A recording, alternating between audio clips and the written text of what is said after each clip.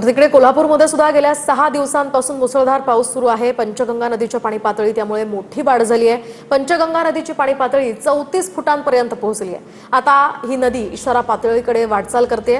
कोल्हापुरातील शिवाजी पूल परिसरातली ही ड्रोन दृश्य सध्या आपण पाहतोय। दरम्यान या ड्रोन दृश्यांच्या माध्यमातून पंचगंगा नदीचं हे रौद्र रूप दिसून येत आहे।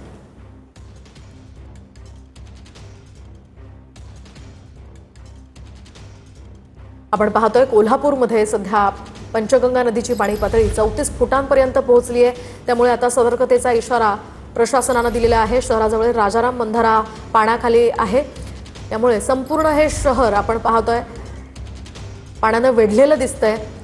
पंचगंगेचं हे रौद्र रूप ड्रोन कॅमेऱ्यामध्ये कैद झालेलं आहे। संपूर्ण हा परिसर पूर्णतः जलमय झालेला आहे। पंचगंगा नदीच्या पाण्याने हा संपूर्ण परिसर व्यापलेला आहे। कोल्हापुरातील पंचगंगा नदीने 34 फुटांपर्यंत पाणी पातळी गाठलेली आहे। त्यामुळे नागरिकांनी सतर्क राहावं असं आवाहन करण्यात आलेलं आहे। आपण सध्याची ही कोल्हापूरमधली दृश्य पाहतोय। मुसळधार पावसामुळे बऱ्याच ठिकाणी सखल भागांमध्ये पाणी साचलेलं आहे।